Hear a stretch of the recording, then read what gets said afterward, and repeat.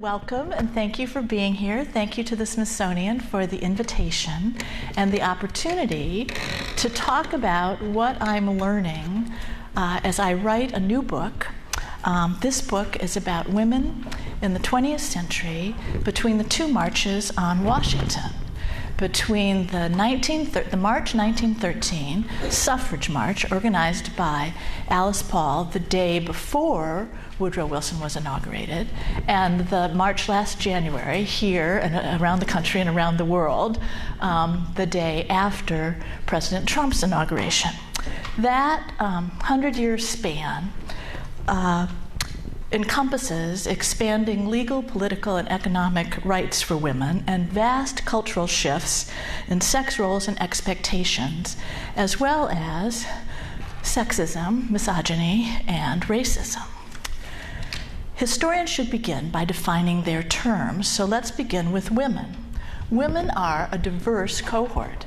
We differ by age, race, class, education, geography, religion, sexual orientation, marital status, maternal status, politics, experience. We're not talking about hair color even, or birth order, or all the other ways that women are different. The history of women in America is vastly diverse. It is a colorful, complex tapestry woven from many threads.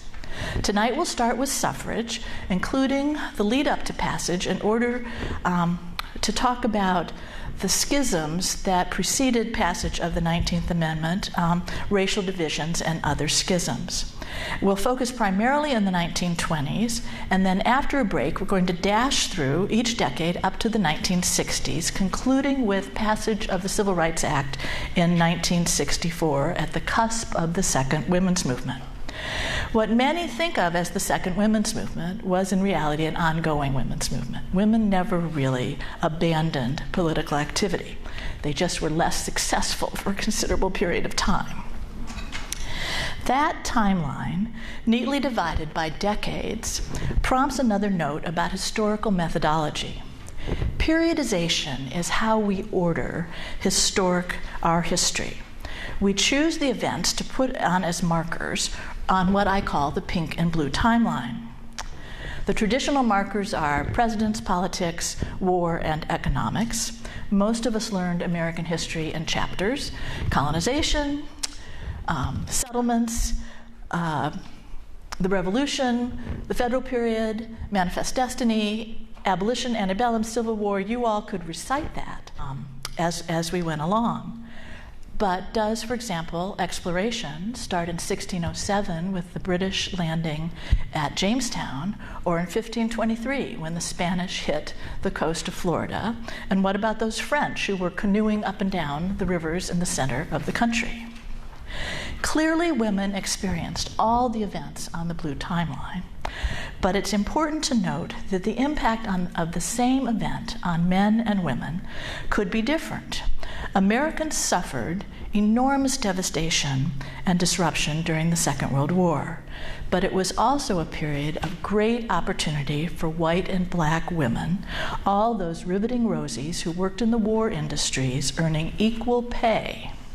The increasing number of women in the American workforce starts at Pearl Harbor and has never declined, and that's enormously important when you think about the changes in women's lives. Women having a paycheck changes their status in the family and changes their status as active citizens. On your own timelines in the handout, you might also consider different dividers on the pink timeline. Women's lives before and after access to higher education, before and after passage of the 19th Amendment, before and after the invention of rubber nursing nipples, the sewing machine, the refrigerator, or Pampers, or the availability of oral contraception and the Roe decision in 1973. African Americans clearly divide the American timeline before and after emancipation, or the Civil Rights Acts, or Dr. King, or President Obama, and perhaps now before and after President Trump. 1920 is a marker on both the pink and blue timelines. A new post-war decade, a new political administration, and a new electorate after the 19th Amendment passed enfranchising American women. Still today, in most textbooks, the event rarely rates more than, oops, sorry, those are the riveting rosies. And here are how we usually think about the women's suffrage movement. It's the grainy photograph in the textbook of the women in the large hats with the banners and the sashes. Compare that chapter to the one devoted to Jacksonian democracy in the 1830s, which did grant all white men, whether or not they owned property, the vote, but they get a chapter, or to the section addressing the 15th Amendment, equally significant in that it gave the vote to black men, at that time 5% of the population. In comparison, the 19th Amendment enfranchised half the population. So it deserves a little more attention, which I'm delighted that the Smithsonian is giving it in the lead up to the centennial in 2020. In 1920, both suffrage advocates and opponents certainly thought suffrage was a big deal. It could either liberate women and clean up government, or wreak havoc on the family and destroy the home. Did adding 24 million women to the polls change voting patterns, political parties, legislation, election results, women's lives, or the American democracy? That's our topic. The language of the Susan B. Anthony Amendment was straightforward. The right of citizens of the United States to the vote shall not be denied or abridged by the United States or by any state on account of sex. But the process was circuitous. To amend the United States Constitution, you need to have a 2/3 vote in both chambers of both the House and the Senate. Then you need ratification by 3/4 of the states, and finally a signature by the Secretary of State. That step was completed on August 26, 1920, a humid Thursday, shortly after breakfast at the home of Secretary of State Bainbridge Colby. Neither Carrie Chapman Catt, president of the National American Woman Suffrage Association, or Alice Paul, leader of the National Woman's Party, was invited. As the New York Times reported the next day on the front page, the differences between the militant suffragist and the mainstream suffragist as to who should attend and be present at the signing could not be ironed out, so the Secretary of State had decided to issue the proclamation privately to avoid a clash. Everyone in Washington knew that the two women detested each other. Supposedly, they had not spoken since April 1917, at a luncheon they co-hosted for Jeanette Rankin to welcome her to Washington as the first woman elected, a Republican from Montana. Rankin was also the only woman who ever voted for suffrage. Catt blamed Paul for her distracting and effective street tactics. Paul blamed Catt for her arrests and her strategic successes. That afternoon, President and the second Mrs. Wilson invited Mrs. Catt to tea at the White House to celebrate the success of a campaign he had opposed for most of his 2 terms. Across Pennsylvania Avenue, at her strategically positioned Lafayette Square headquarters, Miss Paul, surrounded by a crowd, toasted the suffrage flag, the purple and gold suffrage flag. She had added a star for each of the 36 ratified states. Both events were captured on camera. The reason the president isn't in the picture is because he was still recovering from his stroke and had not yet been photographed in public. After a subsequent victory parade down Fifth Avenue in New York City, Mrs. Catt enumerated the number of state referendum, congressional appeals, election wins and losses it had taken to succeed. Basically, 72 years of ceaseless effort, setback, and strife. She was counting from the July 1848 Seneca Falls Women's Rights Convention in upstate New York, organized by Elisabeth Cady Stanton and Lucretia Mott, which called for women to vote. Historians have identified 3 generations of suffrage leadership. The acknowledged founders, Stanton, her coadjutor Susan B. Anthony, whom she met in 1871, and her rival, abolitionist Lucy Stone, whom Stanton attempted to exclude from her multi-volume history of women's suffrage. In the 1880s, Anthony had recruited a second generation. Anna Howard Shaw and Carrie Chapman Catt were college-educated and conservative. The third generation, Alice Paul and her friend Lucy Burns, had imported outdoor tactics like rallies and marches from British suffragists. These tactics they learned when they were pursuing graduate studies in Europe. By 1913, Stanton and Anthony were dead, but there were certainly elements of a generational mother-daughter conflict between Cat and Paul. Most recently, African-American historians like Rosalind Turberg Penn have offered a different timeline. They argue that the women's movement began in the 1830s in the abolition movement, a biracial call for universal suffrage as well as emancipation. Women like Sarah and Angelina Grimke, the daughters of South Carolina's slaveholder, described the horrors of bondage and advocated equal rights for blacks and whites and men and women. In general, white men were as shocked by the goal as by the idea that these women should address promiscuous or mixed gender audiences. Male abolitionists asked the Grimke sisters to stop speaking. That era ended with emancipation and the post-Civil War amendments freeing and enfranchising formerly enslaved men.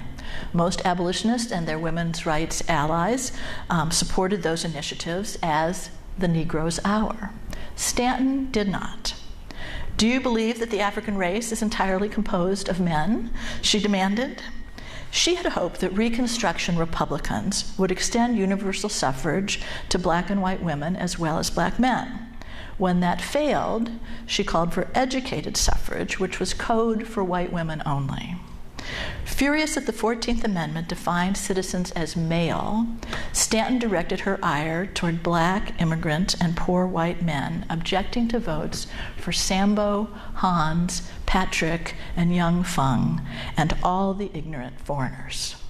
Even in that era, her language was outrageous and offensive. Before the 15th Amendment was ratified in 1870, the suffrage movement had already split. On one side was the National American Suffrage Association, headed by Stanton and Anthony. On the other side, the American Women's Suffrage Association, headed by Lucy Stone. A few northern black women joined each, but the majority focused on the physical and economic survival of blacks in the South, especially after the withdrawal of federal troops in 1877. Competing suffragists pursued several strategies to challenge the definition of citizenship as male. More than 100 women attempted to vote. In 1872, Anthony was arrested for trying to vote in Rochester and taken to trial. Sojourner Truth made headlines in Battle Creek but was excused. Lucy Stone tried to vote in New Jersey, where the register told her she could only register if she used her husband's name, and she refused. Virginia Minor and her husband sued the St. Louis registrar, Reese Happerstat. In that case, Minor v. Happerstat lost in 1875 on appeal to the Supreme Court, when the court confirmed that the Constitution did not grant women the right to vote, did not consider them voting citizens. Other suffragists then pursued local options. The Wyoming Territory granted women the right to vote in 1869, partly as a marketing tool to get more women to move to Wyoming. Stone and the Americans sought state referendum, and Stanton and the National pursued a federal amendment. By 1890, the two groups merged into the National American Women's Suffrage Association, NAWSA. A new generation had risen to leadership, many college-educated.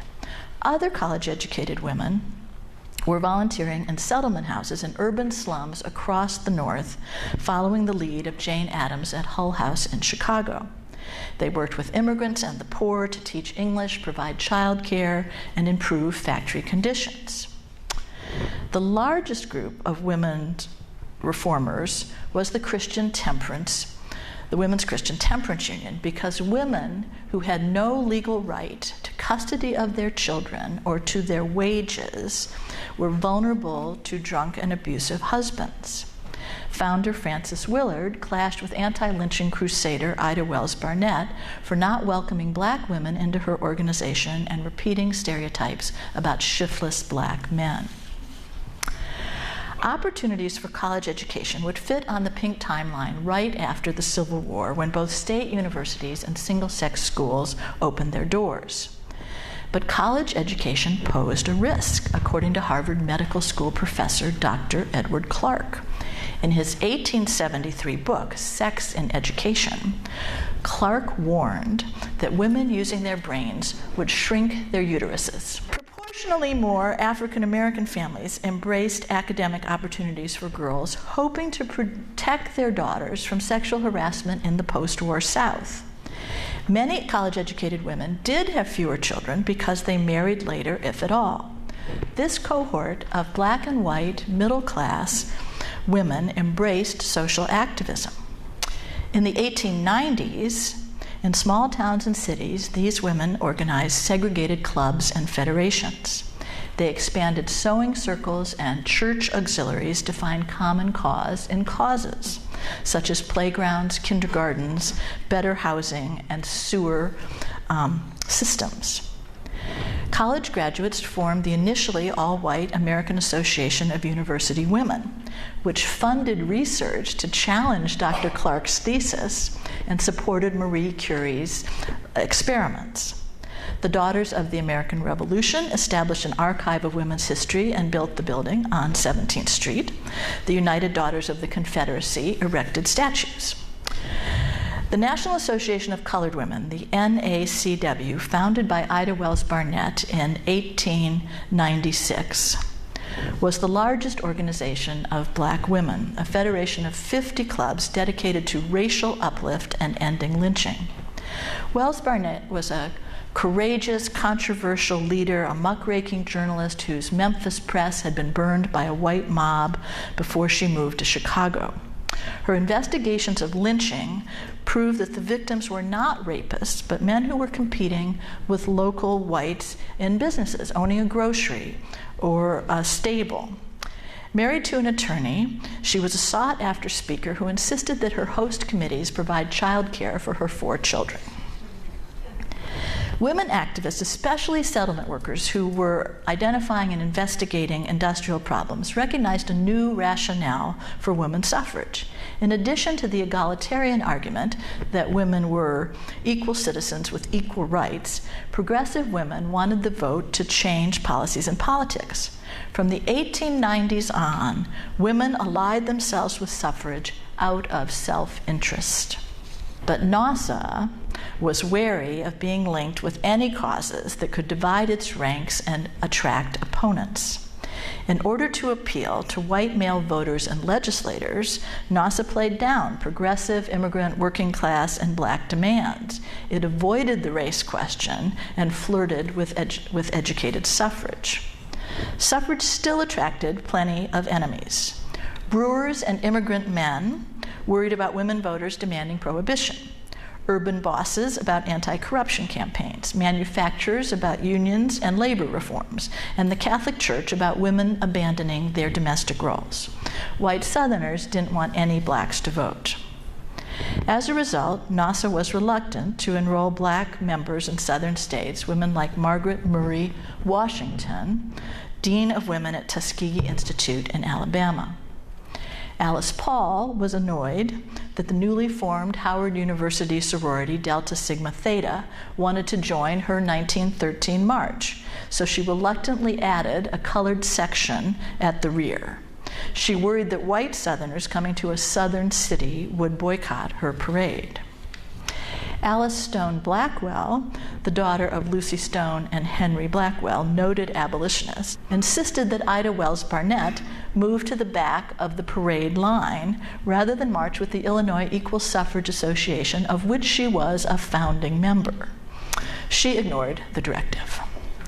Carrie Chapman Catt and NASA assured Southern senators that white women would easily outnumber all black voters. Nonetheless, in the final push for suffrage, from late 1917 on, all kinds of women, divided by race, class, region, education, generation, political party, and experience, briefly became allies to secure voting rights. Mary Church Terrell, president of the Association of Colored Women, not only marched in 1913, but she picketed in 1917. Terrell and Wells Burnett were the only black women founders of the NAACP. Pausing here footnote, the NAACP was organized in February 1909, the centennial of Lincoln's birth, because Springfield had had an outbreak of lynchings. Terrell was the granddaughter of two white men, the daughter of the wealthiest black man in the South, the wife of the first black municipal judge in Washington, D.C., appointed by President McKinley. An educator, she had earned undergraduate and graduate degrees from Oberlin, studied in Europe, spoke 5 languages, and usually wore pearls. Not every woman endorsed the suffrage campaign. The wives of Wilson's second Secretary of State, Eleanor Foster Lansing, a Democrat, and of New York Republican Senator James Wadsworth, Alice Hay Wadsworth, whose daughter was the daughter of John Hay, led the National Association opposed to women's suffrage. Isabel Anderson, whose Anderson House on Massachusetts Avenue, was another of these remonstrants, wealthy women who felt they had plenty of power without having to go to a polling place. Women won the right to vote for many reasons. Because of a broadly based and inclusive diverse alliance, because of 2 votes for ratification in the Tennessee legislature in August 1920.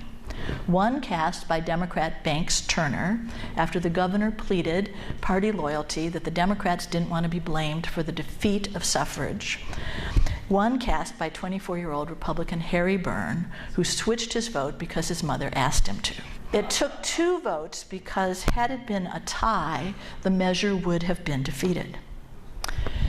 Because of work women did in the war, on farms and factories on the front lines, these activities expanded attitudes about women's roles, even among President Wilson.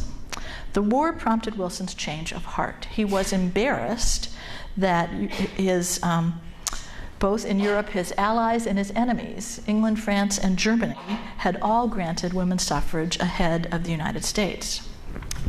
Because of Paul's street theater, the 1913 parade, the 1917 pickets, which led to the arrests of 218 women from 26 states. 97 went to jail, including Paul.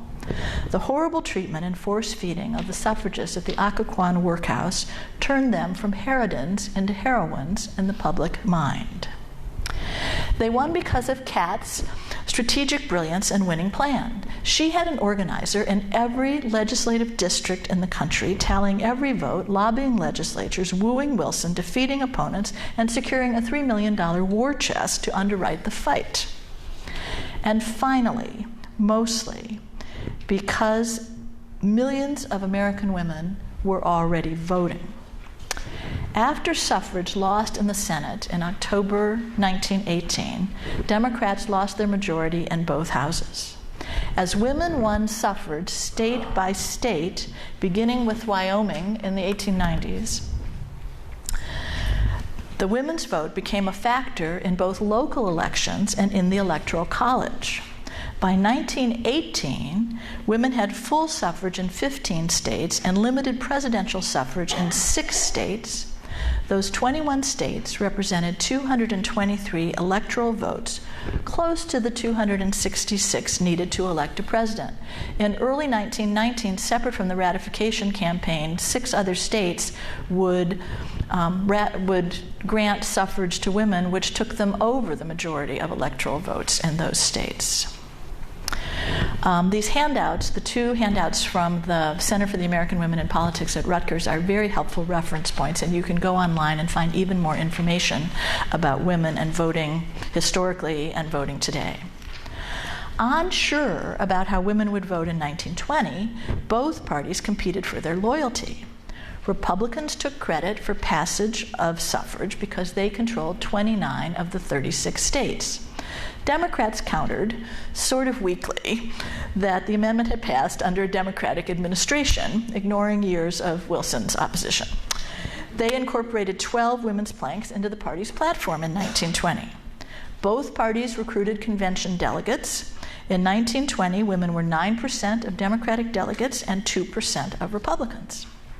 Republican Harriet Taylor Upton, the daughter of a congressman, had led the Ohio Suffrage Association. In 1920, she was the first woman to become vice chair of a national party. To sustain the allegiance of Northern black women to the party of Lincoln, the RNC recruited Haley Quinn Brown, who had been a president of the Association of Colored Women.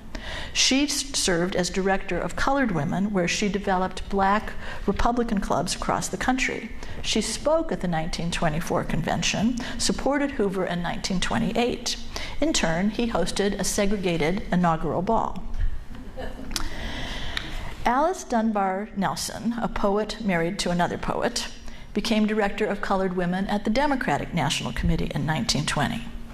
Emily Newell Blair, a Democrat from Missouri, was elected vice chair in 1924.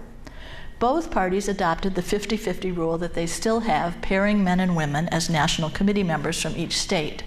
But as Blair observed in 1927, men were eliminating women who had learned how to fight. The election of 1920 was a Republican landslide. With only anecdotal evidence, journalists assumed that women had voted for Harding because he was handsome. For his part, the Republican candidate had appealed directly to women voters from his front porch in Marion, Ohio, although there is no photo of Harding with the women, possibly because there had been scandals with women and he didn't want to be photographed with any women. In October 1920, he hosted a social justice day, specifying that it was not suffrage day, that he was inviting only respectable women.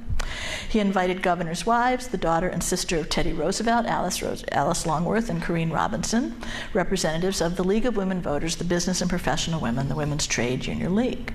In his remarks, Harding went further than the GOP platform. He promised equal pay for equal work, an 8-hour day, expansion of the Children's Bureau, an end to child labor, enforcement of prohibition, prevention of lynching, maternal and infant health protection, the appointment of women to state and federal posts, and the creation of a cabinet department of social welfare. No wonder women voted Republican in 1920. Secretary Colby's August 1920 proclamation made 24 million women eligible to vote, but relatively few of them turned up at the polls. Women cast only 1/3 of the vote in November and seemed to vote like men.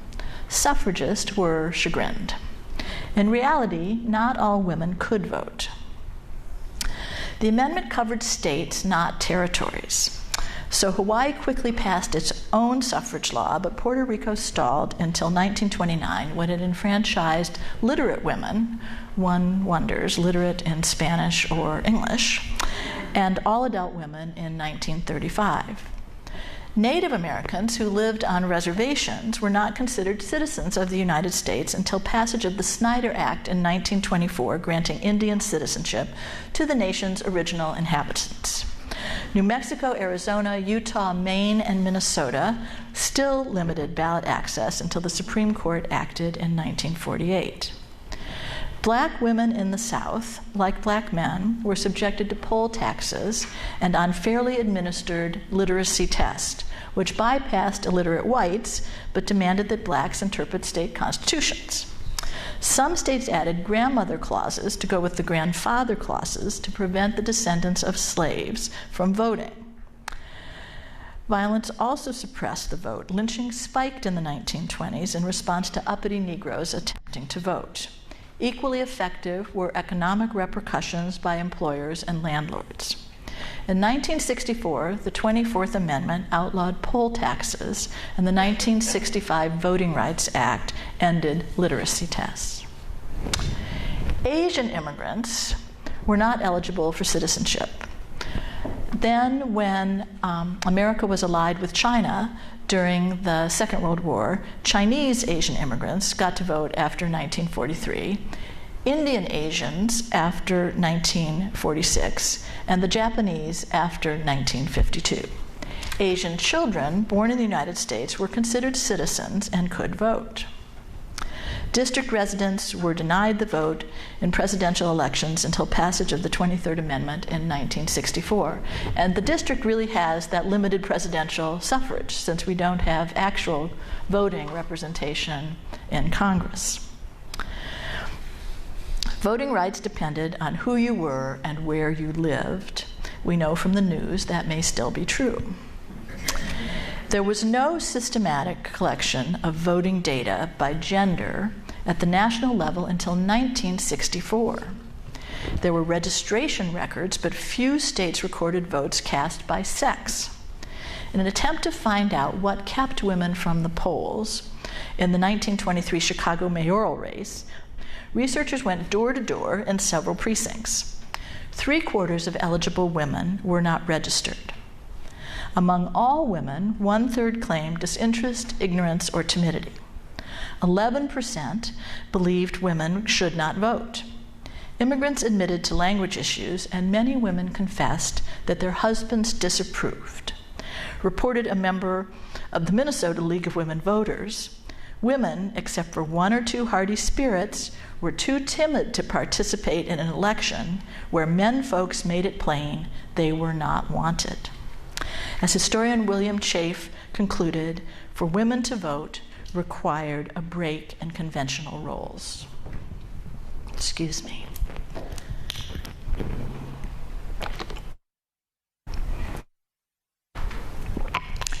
The 1920s would overturn many old rules and roles. Despite the passage of Prohibition in January 1920, speakeasies, bathtub din, jazz characterized the new decade. The Roaring Twenties conjure up flappers and Model T Fords, bohemians and bobbed hair and Babbitts, alcohol, Al Capone, the Charleston, Hemingway, Fitzgerald, Lindbergh, Jack Dempsey, and Babe Ruth. The decade produced rayon, Pyrex, safety razors, wristwatches, and talking movies.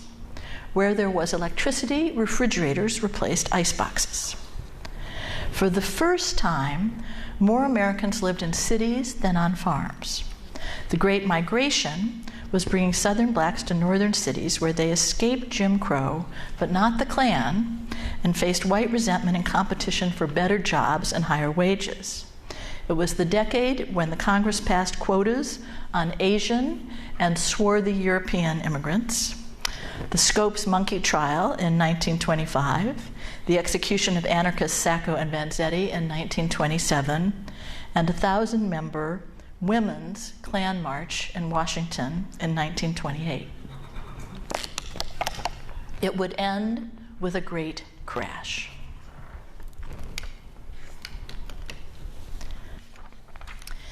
Given competing agenda and racial issues, the fragile suffrage sisterhood fractured after its success. Long before the 19th Amendment was ratified, suffrage allies were planning ahead and falling back into self-interested silos. Demobilization from the Great War had been enormously disruptive to the country. Demobilization after suffrage resulted in fragmentation and competition. In March 1919, months before the Congress had actually passed the Anthony Amendment, NASA called a Jubilee Convention in St. Louis to celebrate 50 years since Wyoming had given women the vote. To keep her troops engaged where women were already voting, Cat launched a new nonpartisan organization. I propose the most appropriate and patriotic memorial that could be suggested, a League of Women Voters, to finish the fight and to aid the reconstruction of the nation. Her resolution passed, but not unanimously, which was a signal of more dissent to come. A year later, in February 1920, Cat called a victory convention. Again prematurely, ratification was not secure, but they had 31 of 36 states needed in hand.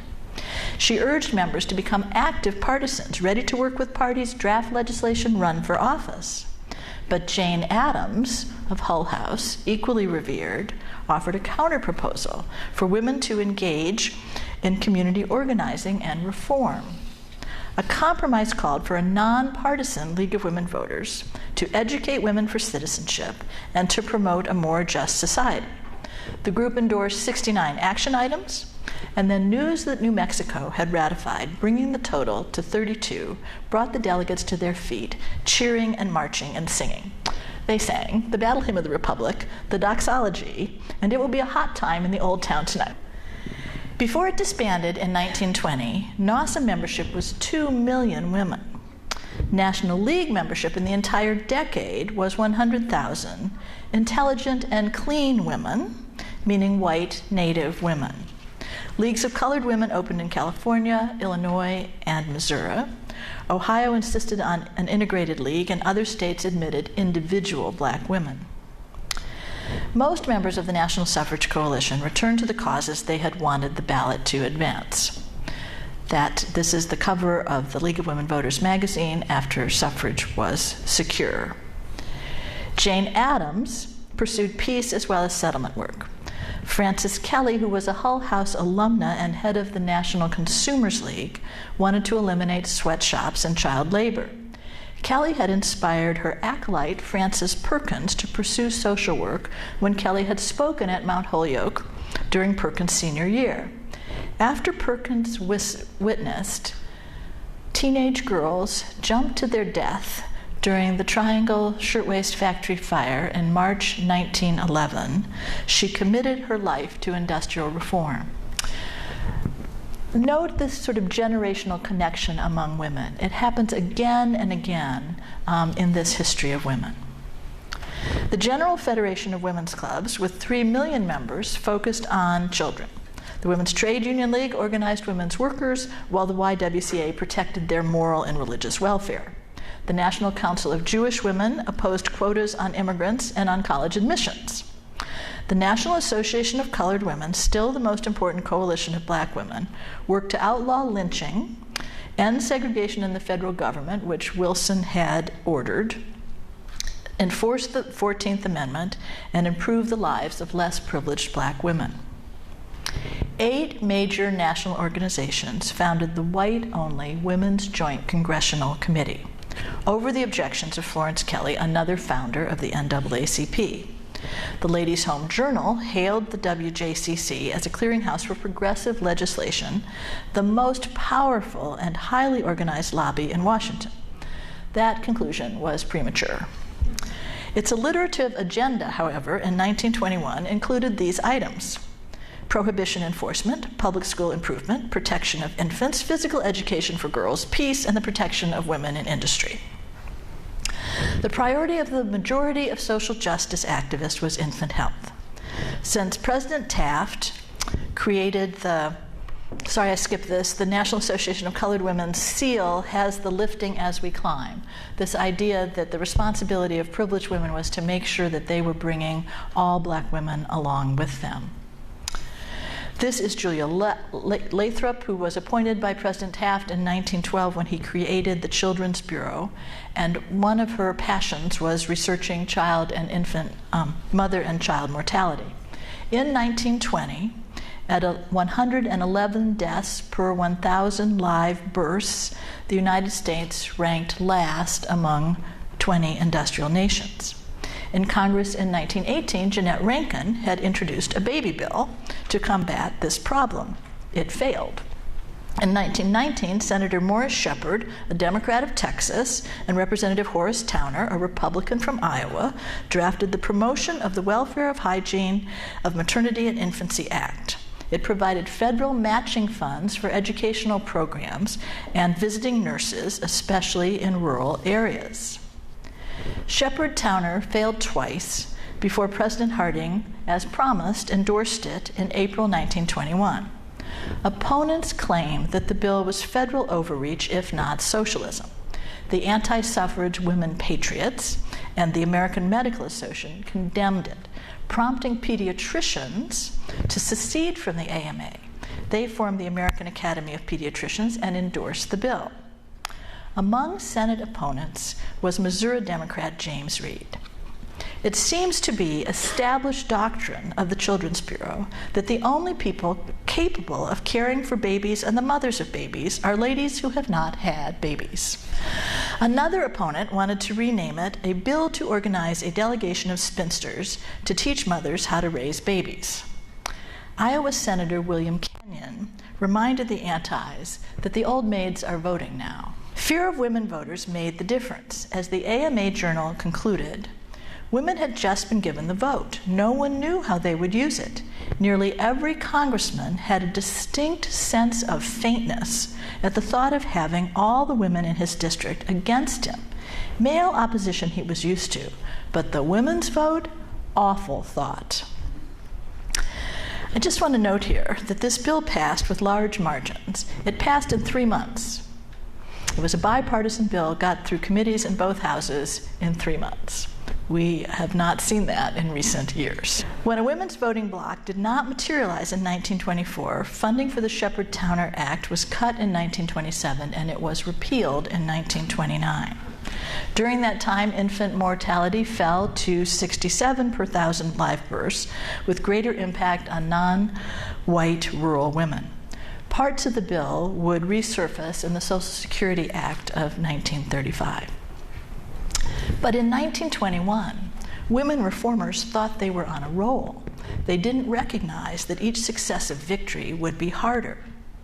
The Married Women's Independent Citizenship Act, known as the Cable Act, passed in 1922.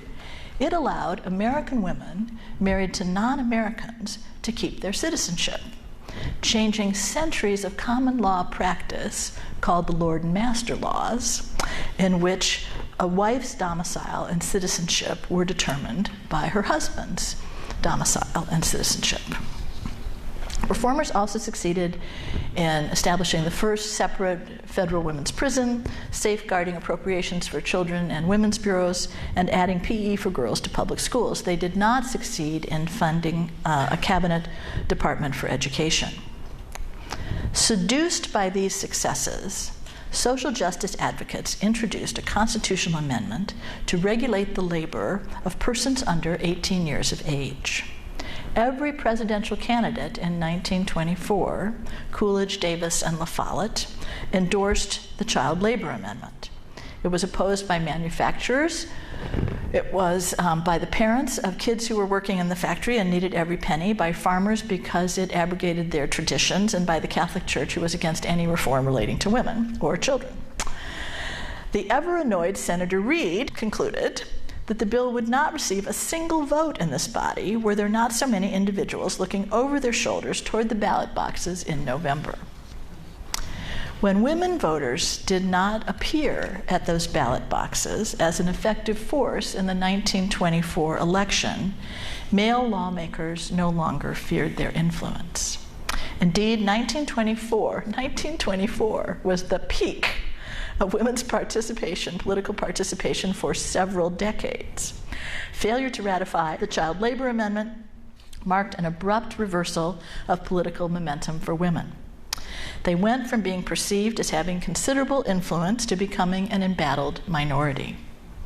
Meanwhile, divisions among women reformers over the proposed Equal Rights Amendment further weakened their political clout.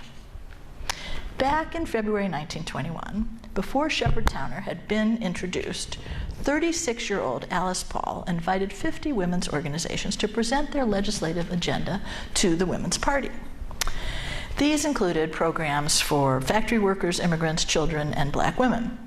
According to Crystal Eastman, who attended the meeting, all doubtful subjects like birth control and the rights of Negro women were hushed up, ruled out of order, or postponed, although lynching was discussed. Paul refused Mary Church Terrell's request to support voting rights for black women in the South, prompting the nation to denounce Paul as a racist. Ignoring every issue other than her own, Paul declared in December 1921 that the Women's Party would have a single plank platform, ratification of an Equal Rights Amendment. At the time, social activists believed that such an amendment would undercut all their hard-won protections for working women, like rest periods, bathroom breaks, safety codes. Florence Kelley was outraged and unrestrained. she damned the proposed amendment as miserable, stupid, and deadly.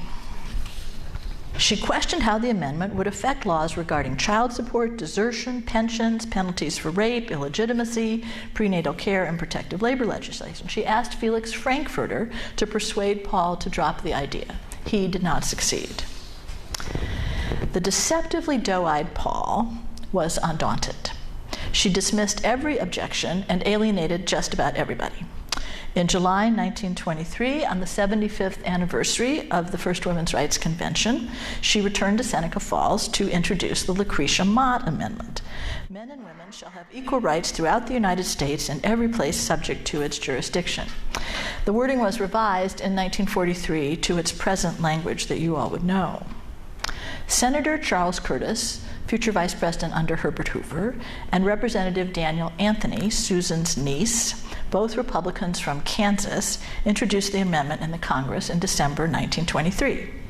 It was reintroduced in every session from then on, but there were no hearings or committee reports in either chamber until 1946. Because the measure benefited business, the Republican Party endorsed it in 1940. Over Eleanor Roosevelt's objections, the Democrats reluctantly followed in 1944. The amendment created a huge schism in the women's movement that would last 50 years, until the Congress passed the Equal Rights Amendment in March 1972. Paul isolated herself from social justice activists. She allied herself with Republicans supporting Hoover in 1928 and 1932. She alienated Franklin and Eleanor Roosevelt, alarmed the labor movement, excluded African American women from membership in the Women's Party, and advocated rights that would only benefit privileged women. She lost members, resources, and effectiveness. Rarely recorded, general membership in the Women's Party fell from 60,000 in 1920 to 1,400 in 1965. In reality, there were barely 200 active members in the 1960s. Paul said she preferred to govern with an elite group. By 1960, most members of the National Women's Party were old white spinsters. Paul lived in Sewell Belmont House on Capitol Hill, taking in boarders until 1972, when she quarreled with then-party president Elisabeth Chittick. Paul did not want to align the Women's Party with the pro-ERA ratification coalition. Now, clearly, women did not have equal rights in 1920 and 1923, nor did they at the beginning of the 1960s. But Paul's approach, timing, and rhetoric were divisive, and many think wrong. African American women had little interest in most of these legislative initiatives.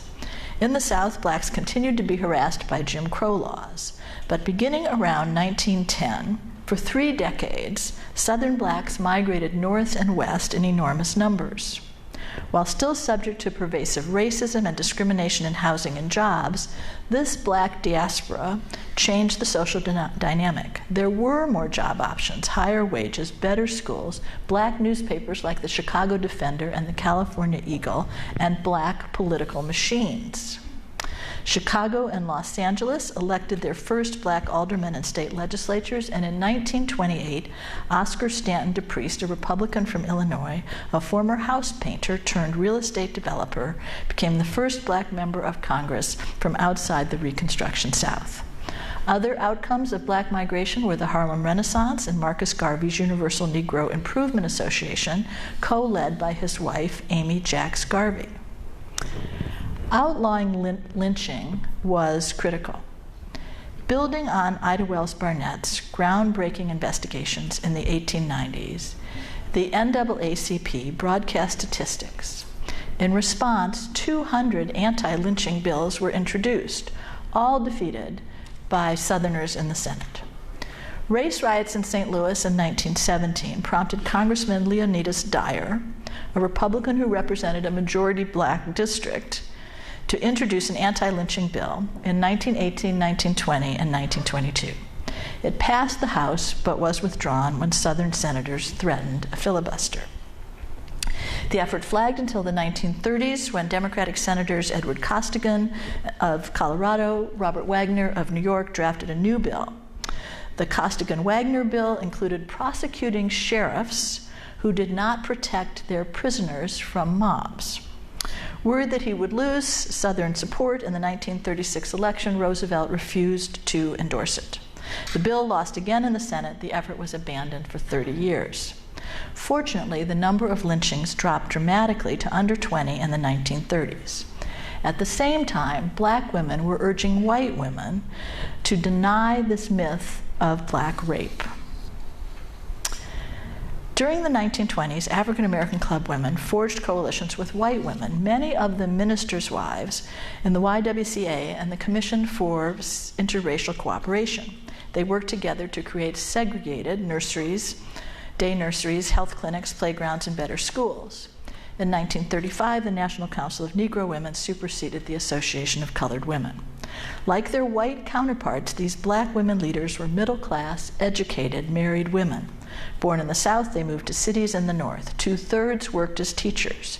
But unlike white women, as Mary Church Terrell wrote in her autobiography, black women were double-crossed by race and sex. At the end of the first decade of some women voting, many were feeling deflated and defeated. Shepherd-Towner had been repealed. Child labor amendment was losing. The Klan was rampant with 4 million voters, and there was no evidence of a women's voting bloc. White women were dismissed. Black women were disenfranchised. They were all discouraged. Now, before we talk about women in public office and dash through the next 4 decades, I want you to stand up and do the Charleston or the Black Bottom or the Hokey Pokey, if I can find you direction from Josephine Baker. Let's see if this works. Hold on. Whoosh. Chris.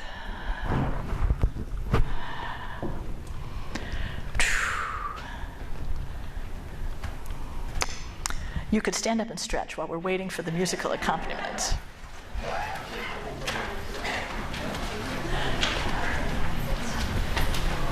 Okay.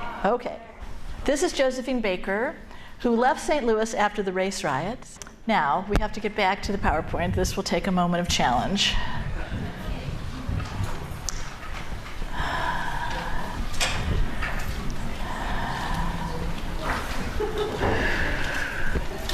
Help.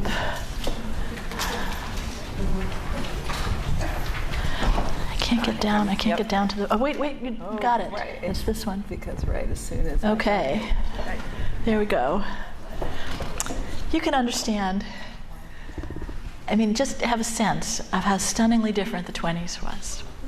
And that even though women didn't use their vote, they were certainly changing their roles in many other ways. The highest number of PhDs in America were earned during the 1920s. College enrollment was high. Women were playing sports.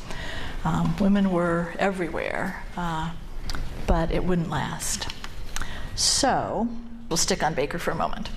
So now we're at the end of the 1920s. Florence Kelley, the formidable, believed that more would have been accomplished if responsible women had run for office. Women were running for office, but faced formidable barriers then as now. Parties did not nominate women for seats that could be won by a man. That is, any seat that could be won was not going to have a woman nominee. Only one woman entered the Senate in the 1920s, and she served for 1 day, long enough for this photo opportunity. The seat warmer was 87-year-old Rebecca Latimer Felton, who was appointed in 1922 by the Democratic governor of Georgia with the understanding that she would cede the seat to the winner of a special election. The seat warmer, Mrs. Felton, was the most prominent woman in Georgia. She had been a suffragist, was a white supremacist, and supported lynching.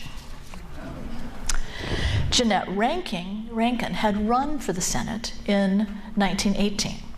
This red-headed rancher's daughter campaigned by driving across the state of Montana, but she lost because of her vote against American entry into the Great War. She remained active and returned to the Congress in 1940 when hers was the only vote against the declaration of war following Pearl Harbor. She lived long enough to protest the Vietnam War. When asked how she would live her life differently, Rankin replied, "I would have been nastier." In that first decade, 11 women served in the House of Representatives. Most of them came to politics through their family ties. 5 were widows. One, interesting to note, well, the widows were all very accomplished women. But Ruth Hanna McCormick was both the daughter of an Ohio Senator, Mark Hanna, who was a political boss in the McKinley-Roosevelt era, and she was the widow of the Illinois senator. She was not running to replace him. He had died in the mid-20s. And she won the primary. She won the Republican primary, but she was up for Senate in 1932 and lost in the Democratic landslide. There were the 2 daughters. Particularly interesting is Ruth Bryan, whose father, William Jennings Bryan, had run for president 5 times and was Wilson's first Secretary of State. The husband who went to jail, that sadly was not rare. And then you had these 3 women who had no family connections at all. Alice Robertson is sort of like Mrs. Felton. She was the next woman in the House of Representatives after Rankin and after national suffrage. She had opposed suffrage in Oklahoma. She voted against the Shepard-Towner Act, and she supported lynching. Perhaps it's good that she left the Congress declaring it too unclean. These 2 women are worth knowing about. Mary Norton deserves recognition because she stayed a long time and rose through a seniority system to chair the House Labor Committee when the Fair Labor Standards Act was introduced by Secretary Perkins in 1938. And Mrs. Rogers, in addition to serving the longest term up to that time of any woman in Congress, was responsible for getting women into auxiliary service roles in the military in the Second World War. She frequently photographed in uniform. Edith Rogers held the record for the longest House tenure for a woman, 35 years. If you count Barbara Mikulski's 10 years in the House and 30 years in the Senate, Mikulski has a total of 40 years. And Margaret Chase Smith, the Republican from Maine, holds 3rd place, 8 years in the House and 24 in the Senate for a 32-year term. These were definitely responsible women. The first 2 women governors succeeded their husbands, but Nellie Taylor Ross, who was elected in Wyoming in 1925, won a special election. She defeated the lieutenant governor, whereas Ma Ferguson, a Democrat in Texas, was pretty much eased into office after her husband's impeachment and conviction. She served a second, less controversial term in the 1930s. Women held 37 seats in 26 state legislatures in 1921. A decade later, they had 146 seats in 39 legislatures. Women were elected statewide: school superintendent, treasurer, auditor, railroad commissioner. 10 cities had women mayors. Seattle was the largest. Then, as now, women are most highly represented in the lowest categories of office, the least paid and the least powerful. The most women in this country serve on school boards. But we are nowhere near 50% in any category of women serving in office. Florence Allen won 2 terms. You had to run an election for the Ohio Supreme Court. She was the only Democrat to win statewide in 1928. In 1934, FDR appointed her to the U.S. Court of Appeals, making her the 2nd federal judge. Allen's allies urged both Roosevelt and Truman to put her on the Supreme Court, but they demurred. In 1958, President Eisenhower made her the first chief judge of the U.S. Court of Appeals. By 1930, women held 13 significant presidential appointments. Some were traditional, like the Bureau of Home Economics and the Women's and Children Bureaus. Some were more interesting: Tax Appeals Board, the IRS, the Civil Service Commission. And in 1921, President Harding appointed Mabel Walker Wildebrandt Assistant Attorney General in the DOJ. Despite these milestones, without power at the ballot box, women seeking influence were stuck. After 1924, the percentage of women voting decreased for several decades. Change did not come for 50 years, according to the Center for the American Women in Politics. In every presidential election since 1980, the proportion of eligible women who voted has exceeded the proportion of eligible men who voted. The number of female voters has exceeded the number of male voters in every presidential election since 1964. Young women aged 18 to 24 vote the least. Women aged 65 to 74 vote the most. Black women vote at a higher percentage than white women. In every election since 1996, Women have been 15% more likely to support Democrats than Republicans. In 2016, Mrs. Clinton won 54% of all women's votes to Trump's 42%. Even with a partisan gender gap, there is still no reliable women's bloc, and it's unlikely there ever will be because women are diverse and divided. The stock market crash and the Depression devastated everyone, but women were especially vulnerable. Federal and state laws passed in the 1930s restricted the employment of married women. Opportunities vanished. Few New Deal programs improved prospects for white or black women. The Fair Labor Standards Act, enormous reform, passed in 1938, secured an 8-hour day, a 25-cent minimum wage, and for some workers, and removed oppressive child labor in some industries. But it applied to only 20% of the workforce and covered 14% of jobs held by women, although women in the garment and textile industries benefited. It excluded most of the jobs held by blacks and by women in agriculture, domestic service, retail, laundries, hotels, restaurants, food processing, and government, including teaching. New crises created a new social justice coalition led by Eleanor Roosevelt, who would empower a national network of activists. This is Molly Dewson, a veteran of Florence Kelley's Consumer League. She succeeded Mrs. Roosevelt as head of the Women's Division of the Democratic National Committee in 1928. She organized Women for Al Smith and FDR and lobbied for Mrs. Perkins' appointment. Frances Perkins, the first woman cabinet secretary, only accepted the position after FDR agreed to support Social Security minimum wage and maximum hours legislation. Mary McLeod Bethune directed the National Youth Administration under the WPA. She lobbied for all new programs to include blacks. In 1932, this Florida educator was on the board of the Republican National Committee. By 1936, wooed by Eleanor, she presided over FDR's black cabinet. During the New Deal, more and more black men and women joined the Democratic Party. Pauli Murray was at a national youth camp when she met the visiting First Lady in 1934. Murray was a firebrand, as some of you may know the dual biography of Murray and Mrs. Roosevelt, the firebrand and the First Lady. Murray was a firebrand. She was always firing off letters to the president, complaining that he was allowing social Southern discrimination. Mrs. Roosevelt answered these letters and began a friendship that would last for 30 more years. Murray became a lawyer, a poet, an Episcopal priest. She worked for civil rights and women's rights, serving as a bridge between them. Pearl Harbor dramatically reversed employment patterns for American women. Blacks left farms and domestic service for factories, and white married women joined the workforce. Like access to education, access to greater job opportunities had probably a bigger impact on women's lives than suffrage. Working during the war raised the issue of equal pay and rallied post-war interest in an equal rights amendment.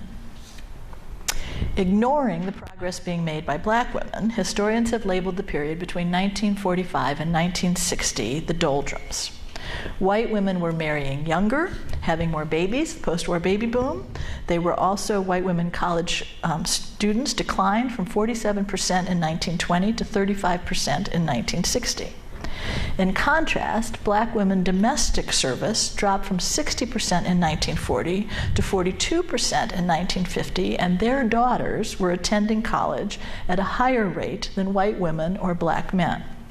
In 1952, black women earned 62% of the degrees from historically black colleges. The women's movement was supposedly dead, or on life support in Belmont House. But scholars have recently acknowledged the gains made by women working behind the scenes in labor unions and for other causes.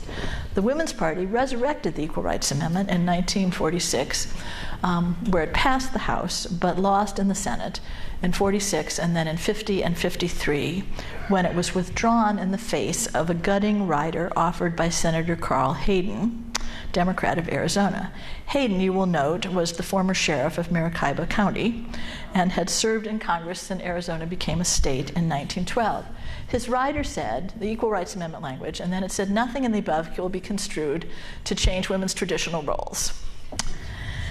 Most dramatically and importantly, black women had become the backbone of the civil rights movement. Mary Church Terrell lived long enough to join Pauli Murray in picketing and desegregating restaurants in Washington, D.C. in 1949. Constance Baker Motley, the first female attorney on the NAACP Legal Defense Fund, wrote the original complaint in the Brown v. Board of Education case.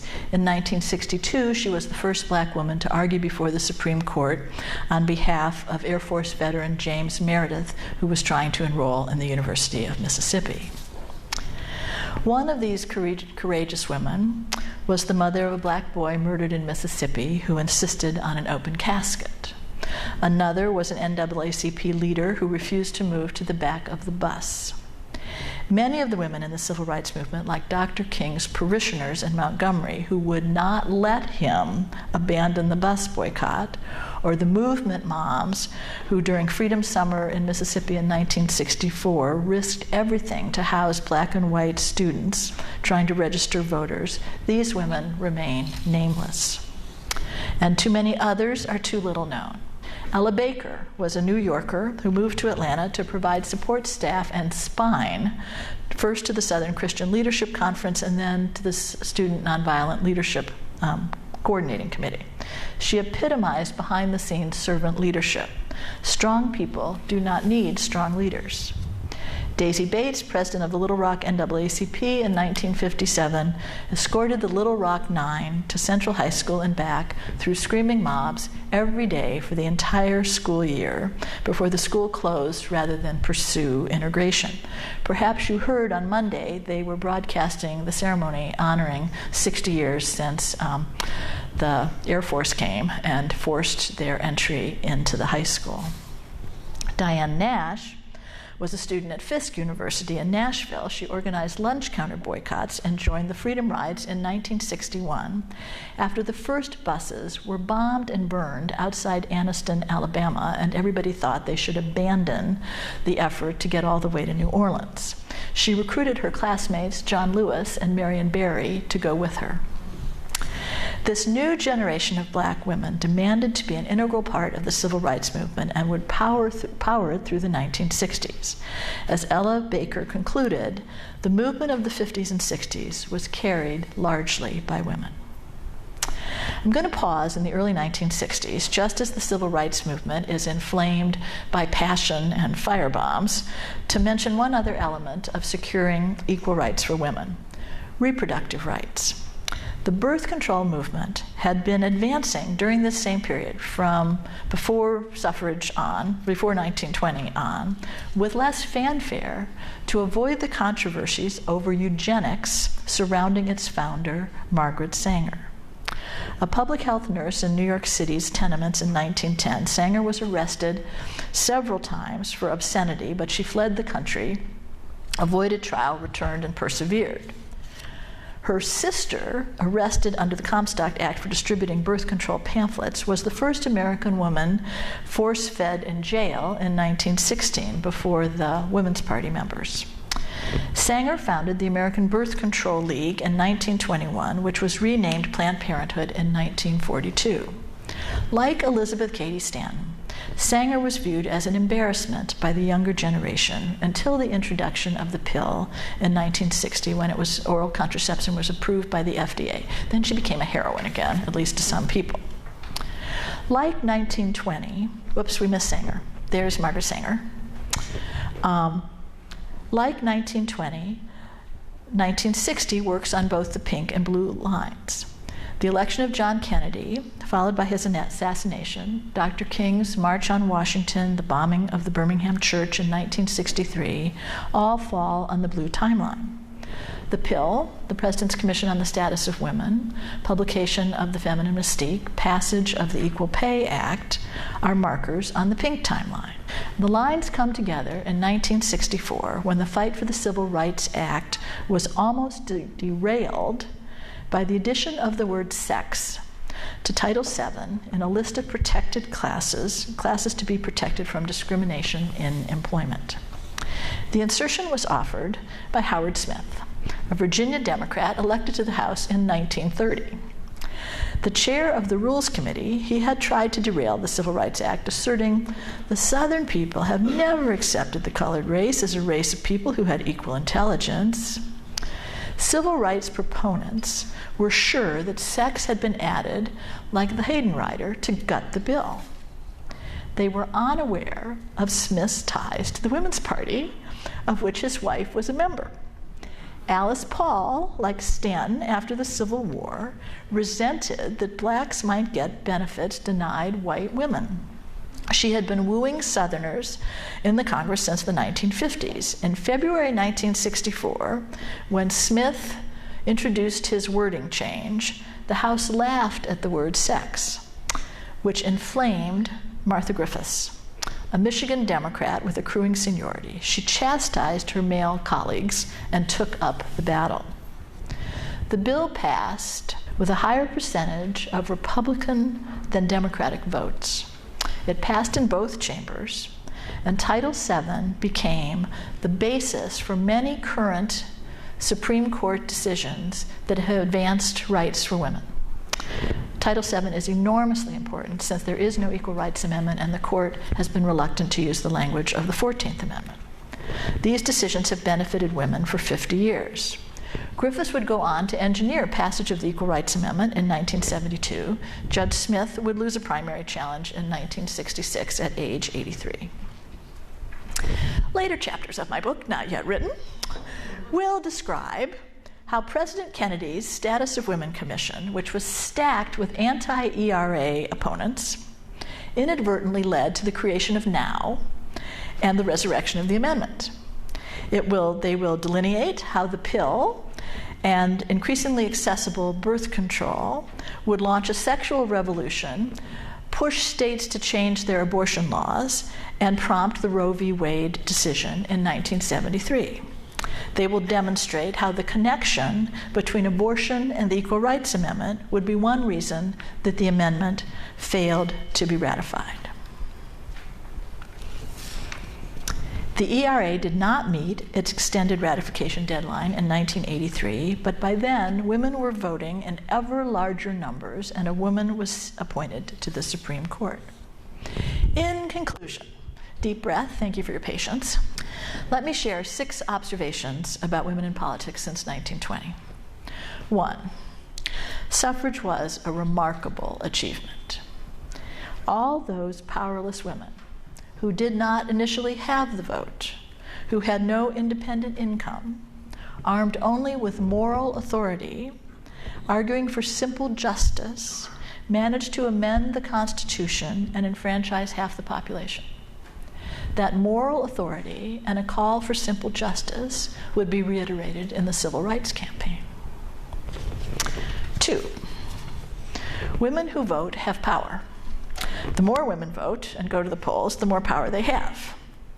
In the 1992 election, the year of the woman, dramatically increased the number of women in both the House and the Senate. It was a response to the treatment of Anita Hill during the Clarence Thomas hearings. Even fear of how women might vote gives them leverage.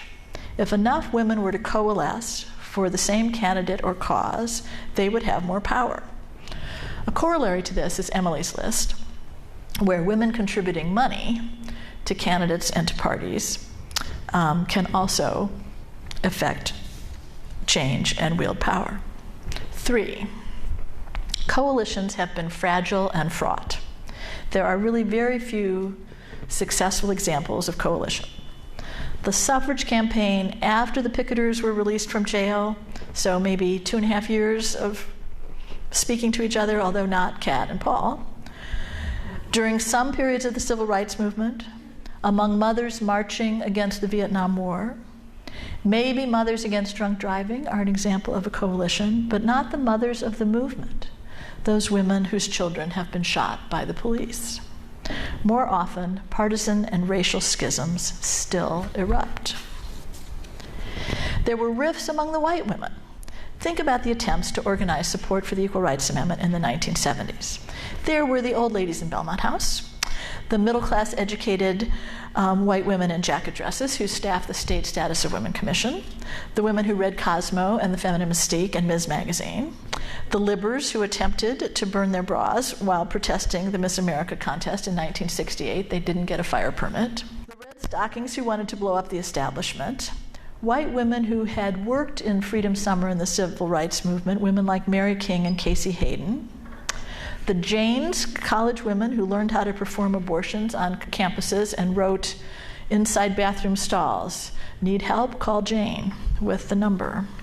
The homemakers who joined the marches and then enrolled in law school, the union women, the caucus organizers, now members, teachers, social workers, nurses, doctors, lawyers, professors. The ERA coalition was enormous. These women agreed on the goal, but they did not play well together. The League of Women Voters and labor unions testified against the Equal Rights Amendment in 1971. Once it passed, they wanted leadership roles in the coalition. This annoyed the business and professional women who had been taxing its members since 1929 to build a ratification war chest. Betty Friedan didn't want to associate with lesbians or abortion advocates. ERA America had bipartisan chairs, initially Betty Ford and Rosalind Carter, but it fell apart when Now withdrew, preferring boycotts and marches over the coordination required to lobby state legislatures. Bella Abzug wanted to exclude all Republicans. Self-interest and partisanship undermined each coalition attempt, making the ERA vulnerable to Phyllis Schlafly, an autocrat of the antis, who could speak with a single voice for the housewives who felt disrespected, the social conservatives who were alarmed by the pace of social change, and the evangelicals who believed that God intended to establish a patriarchy. And all of this was before the Roe decision. There were rifts between white and black women in the civil rights movement and in the women's movement. White women could have learned a lot from these women who had been juggling jobs and families and community activism if they were not caught in a web of segregation and racism. Gloria Steinem tried to model an alternative, always appearing with black colleagues, Flo Kennedy or Eleanor Holmes Norton, or this is Dorothy Pittman Hughes, who worked on child care issues nationally. Thankfully, we've made some gains in this area, but there clearly needs to be more biracial learning and listening. 4, the issues women wanted suffrage to advance are still with us. We are still talking about women and children's health, employment, equal pay, immigration, poverty, sexual harassment, reproductive rights, violence against blacks. Florence Kelly and Mary Church Terrell would applaud the progress that women had made, and they would be aghast that we haven't made more. And we now know that every issue really is a women's issue, and every women's issue has male supporters, because women are in every household in America. 5, we need a definition of citizenship that applies equally to men and women. In effect, an equal rights reality. Citizens commonly vote, pay taxes, serve on juries, serve in the military, run for office, and have equal access to the American dream.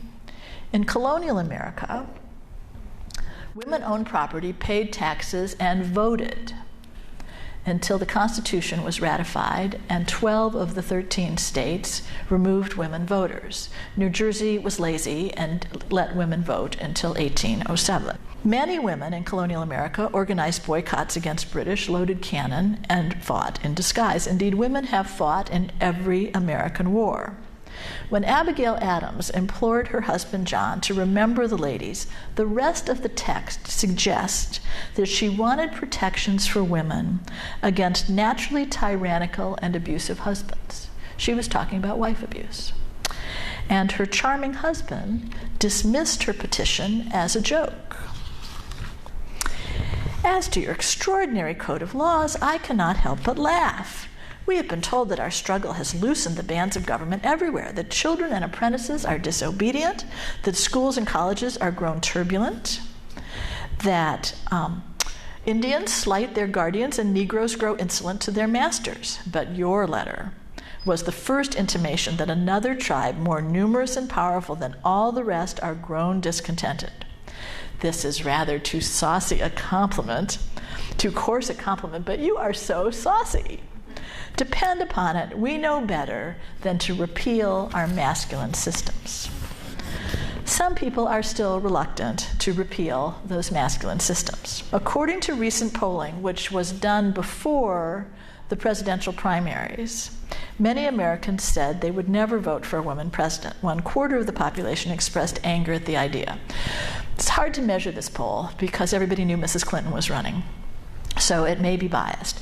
There was a period of time in the 1990s that about 75 to 80% of the American population said that they would welcome a woman president, but it's always going to come down to which woman.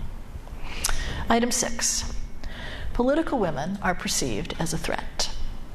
How often are women leaders called shrill or told to be quiet? From Puritan dissenter Anne Hutchinson, who was banished from Massachusetts to the frontier, where she was killed by Indians where the Hutchinson River Parkway is now, to the Salem witches, the Grimke sisters, Stanton, Anthony, Alice Paul, Margaret Sanger, Rosa Parks, Jane Fonda, Fannie Lou Hamer, contemporary journalists, and members of the Senate like Elizabeth Warren and Kamala Harris. Women are admonished to talk less. When one review of Secretary Clinton's post-election memoir suggested that she should STFU, women's suffrage is vital because it allows women citizens to express their opinions, vote their conscience, support their causes, engage in our democracy, and change the outcome. If women register, vote, turn out, volunteer, contribute, and run for office, suffrage will have made a difference. Research shows that women on both sides of the aisle can find common ground. They have frequently in funding research for women's health concerns, to ending the government shutdown a few years ago, to establishing just last month a commission to commemorate the centennial of women's suffrage in 2020, as Senators Tammy Baldwin, a Democrat of Illinois, and Lisa Murkowski, a Republican of Alaska, did. More women need to wear suffrage white, both as a fashion choice and a political statement. The end. Thank you. I tried to find pictures of all the women who wore white on Election Day, or the women who wear white in the chamber for joint sessions, but they weren't good enough pictures. The floor is open to questions on any topic relating to women, and we've certainly covered plenty of decades, so there could be any topic. There is a new coalition of younger women. It has sponsorship in the Congress. There is no Republican signed on to support it, and it has no chance in hell. One of their strategies is to think that because we came 3 states short of the 38 needed, that they would reopen and try to get those 3 states to pass, and then it would become an amendment. That is legally unfeasible because there was a deadline and they'd have to start all over again, and there's really very little chance of ratification with the number of state legislatures that are controlled by Republicans. So it doesn't have a prayer until at least after the 2020 census, when gerrymandering is done again, if there's any chance that Democrats might have a chance at that. The ERA has become a very partisan issue. It was not quite so partisan in the 1970s. The other fault I find with this effort is that they are claiming that the Equal Rights Amendment will absolutely guarantee equal pay. That is not correct. Yes, anybody else? Hattie Caraway.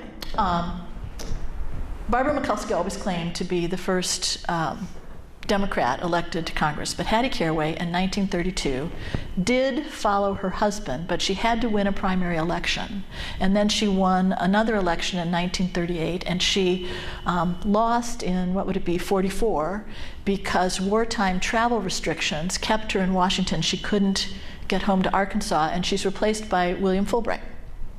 But Hattie Caraway was pro-ERA, as her husband had been, and was not as vehement on some of these topics that we found other early women to be. Hattie Caraway is quite admirable. And she's the one from which we get the name Throw Your Hat in the Ring. She did it. Carrie Chapman Catt basically converts the National American Women's Suffrage Association into the League of Women Voters at that 1919 convention in St. Louis. She was worried that women in all these states that had already won suffrage, who were already voting, would fall away from their NASA membership, and she wanted to keep them engaged. So the League is founded in 1919 in St. Louis. It frequently chooses the 1920 anniversary because that's when NASA actually closed its doors and the League truly became its successor. The League has been, I remember when I first started doing research, I thought, why aren't these women running for office? Carrie Chapman Catt should be running for Senate. She knows how to run campaigns. All these women who had been in suffrage ought to have been running campaigns. Some of them were tired, some of them were old, and she clearly wanted the League to be a more partisan might not be the right word. She wanted women to be more actively engaged in politics than this sense of good government that we have. But the League has played a vital role in the education of women.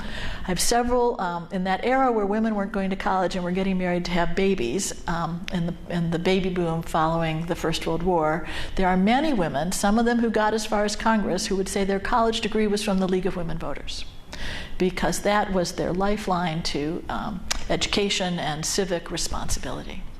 Thank you for that question.